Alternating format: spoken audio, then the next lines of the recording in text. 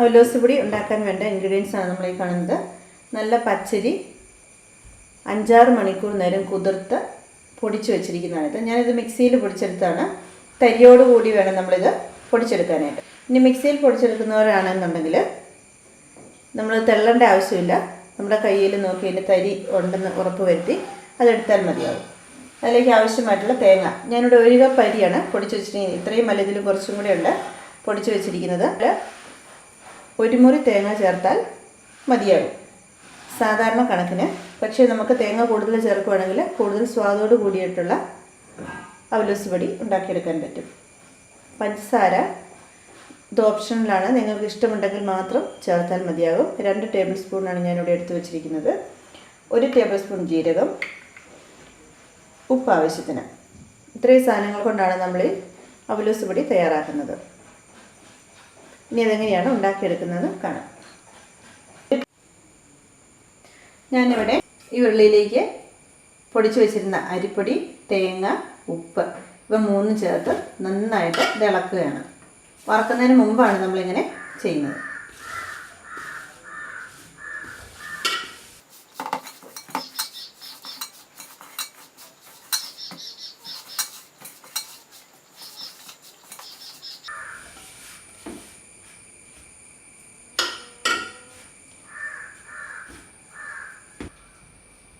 അരിപ്പൊടിയും തേങ്ങയും ഉപ്പും കൂടി നന്നായിട്ട് തിരുമ്മി വെച്ചിട്ടുണ്ട്. ഇനി നമുക്ക് തീ ഓൺ ചെയ്ത് നന്നായിട്ട് ഇളക്കി കൊടുക്കാം. ചെറു തീയിൽ വേണം നമ്മളിത് വറുത്തെടുക്കാനായിട്ട്, അല്ലെങ്കിൽ ഇത് കരിഞ്ഞു പോകാൻ ചാൻസ് ഉണ്ട്.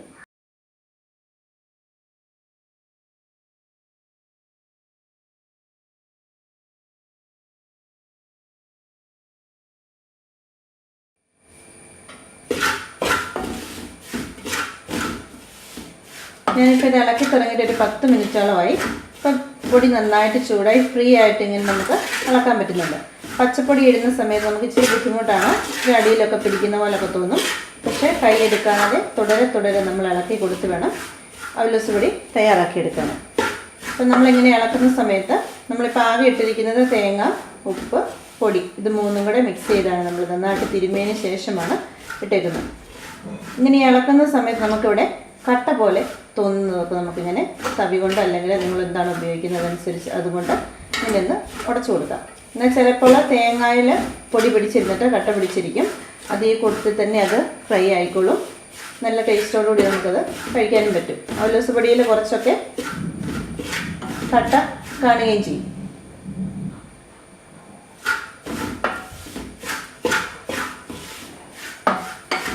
തീ കൂട്ടി നിങ്ങൾ ഇളക്കി അവലോസ് പൊടി ഉണ്ടാക്കുകയാണെങ്കിൽ അതിന് രുചി വ്യത്യാസം കാണും. കാരണം തീ കൂട്ടിയിട്ട് ഇത് കരിച്ചവ നമുക്ക് ഉണ്ടാകും.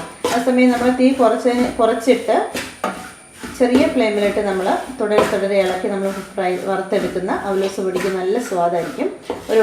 ഒട്ടും കരിച്ച് കളയാതെ നമുക്കിത് എടുക്കാൻ പറ്റും. ഇപ്പോൾ നമ്മളൊരു പുട്ടിൻ്റെ പരുവം എന്ന് പറയുന്ന പോലെ പൊടിയായി.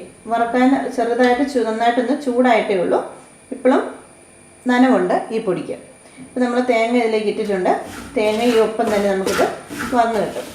ഒരു 5 മിനിറ്റോടെ കഴിയുമ്പോൾ നമുക്ക് നമ്മളെടുത്ത് വെച്ചിരിക്കുന്ന ജീരകം ഇതിലേക്ക് ആഡ് ചെയ്യാം.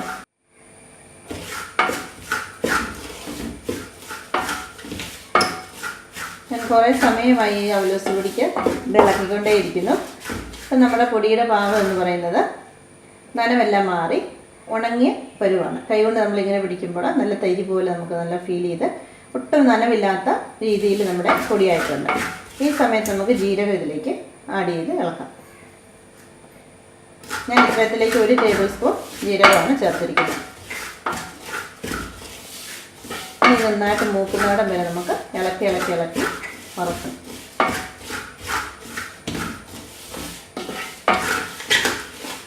ചെറു തീയിൽ തുടരെ ഇളക്കണം. നല്ല മൂത്ത കളറാകുമ്പോഴാണ് നമ്മൾ അവലോസ് പൊടിയുടെ പാകമായി കഴിയുന്നിടം വരെ നമ്മൾ ഇളക്കി വേണം ഇത് വറുത്തെടുക്കാൻ. നമ്മുടെ കൈ മാറ്റി കഴിഞ്ഞാൽ തീ കൊണ്ട് പൊടി കരിഞ്ഞു പോകും. അതുകൊണ്ട് കൈ എടുക്കാതെ തുടരെ നമ്മൾ ഇളക്കിക്കൊണ്ടേയിരിക്കണം. നമ്മുടെ അവലോസ് പൊടി മൂത്ത് തുടങ്ങിയിട്ടുണ്ട്. നല്ലൊരു മണമൊക്കെ വന്നു തുടങ്ങി. നമ്മുടെ അവലോസ് പൊടി ഓൾമോസ്റ്റ് റെഡി ആയി കഴിഞ്ഞു. നിങ്ങൾക്ക് കാണാൻ ഇതിൻ്റെ കളറൊക്കെ നന്നായിട്ട് ഫ്രൈ ആയി ഇതിൻ്റെ കളറ് മാറിക്കഴിഞ്ഞിട്ട് ഒരു ഗോൾഡൻ കളർ കൊടുത്തിട്ട് വരുന്നുണ്ട്.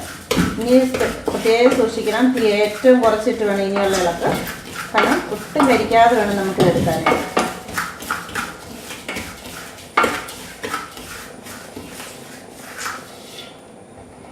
ഇതിൻ്റെ പാകം നല്ല മൂത്ത മണം വരും, അതുപോലെ കരികരാന്ന് നല്ല മണൽ പോലെ നമ്മുടെ കയ്യിൽ ഈ തരി ഫീൽ ചെയ്യും. അതുപോലെ വായിലിട്ട് കഴിക്കുമ്പോൾ അവലോസ് പൊടിയുടെ ടേസ്റ്റ് നമുക്ക് നന്നായിട്ട് കിട്ടുകയും ചെയ്യും. പൊടിയെല്ലാം നന്നായിട്ട് ഒരുപോലെ ഇത് മൂത്ത് കഴിഞ്ഞു. ഇനി നമുക്ക് തീ ഓഫ് ചെയ്യാം. തീ ഓഫ് ചെയ്തതിന് ശേഷവും നമ്മൾ ഇളക്കിക്കൊണ്ടേയിരിക്കണം കുറച്ച് നേരത്തേക്ക്, അല്ലെങ്കിൽ ഈ ചട്ടിയുടെ ചൂട് കൊണ്ടത് കരിഞ്ഞു പോകാനിടയുണ്ട്. ഈ നല്ല ചൂടായിട്ടിരിക്കുന്ന സമയത്ത് തന്നെ നമ്മൾ എടുത്തു വെച്ചിരിക്കുന്ന പഞ്ചസാര നമുക്കിതിലേക്ക് ആഡ് ചെയ്യാം.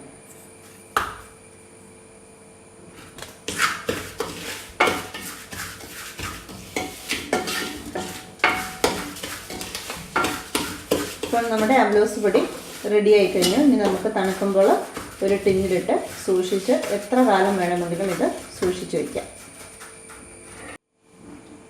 അങ്ങനെ സ്വാദിഷ്ടമായ നമ്മുടെ അവലോസ് പൊടി നമ്മൾ തയ്യാറാക്കി കഴിഞ്ഞു. ഇളക്കുന്നതിന് ഒരല്പം ബുദ്ധിമുട്ടുണ്ട് എന്നത് വെച്ചാൽ വളരെ എളുപ്പത്തിൽ തന്നെ നമുക്ക് തയ്യാറാക്കിയെടുക്കാൻ പറ്റുന്ന ഒരു ഹോം മെയ്ഡ് പലഹാരമാണ് നമ്മുടെ അവലോസ് പൊടി. അപ്പോൾ നിങ്ങളെല്ലാവരും ഇത് ട്രൈ ചെയ്ത് നോക്കണം. ഞാനിവിടെ പഞ്ചസാര ചേർത്തിരുന്നു. ആ പഞ്ചസാര നിങ്ങൾക്ക് അവോയ്ഡ് ചെയ്യാവുന്നതാണ്. നമ്മൾ ഏറെ നാളത്തേക്ക് നിങ്ങൾ ഉണ്ടാക്കി വെക്കുകയാണെങ്കിൽ പഞ്ചസാര ഇടേണ്ടതില്ല. കഴിക്കുന്ന സമയത്ത് പഞ്ചസാരയും പഴവും കൂട്ടി കഴിക്കുകയാണ് സാധാരണ ചെയ്യാറ്.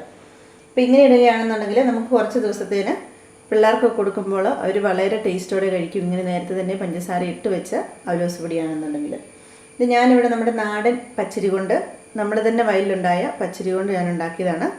അങ്ങനെ നമ്മുടെ കുത്തരിയുടെ പച്ചരി കൊണ്ട് ഉണ്ടാക്കുകയാണെന്നുണ്ടെങ്കിൽ അതിന് സ്വാദേറും. കടയിൽ നിന്ന് മേടിക്കുന്ന വെള്ള പച്ചരിയെ കഴിഞ്ഞും ചെമ്പ പുട്ടുപൊടിയൊക്കെ ഉണ്ടാക്കുന്ന പോലുള്ള ബ്രൗൺ നിറത്തിലുള്ള പച്ചരി കൊണ്ട് ഉണ്ടാക്കുകയാണെങ്കിൽ സ്വാദ് ഏറെയാണ്. അതുപോലെ തന്നെ തേങ്ങയുടെ അളവും നിങ്ങളുടെ ഇഷ്ടമനുസരിച്ച് തേങ്ങ ചേർക്കുക. കൊളസ്ട്രോളൊക്കെ എല്ലാവരും ചിന്തിക്കുക കൊളസ്ട്രോളിനെ പറ്റിയൊക്കെ, പക്ഷേ സ്വാദ് കൂടുതൽ കിട്ടാൻ വേണ്ടിയിട്ട് നമുക്ക് ആവശ്യമുള്ളിടത്തോളം തേങ്ങ ചേർക്കാവുന്നതാണ്.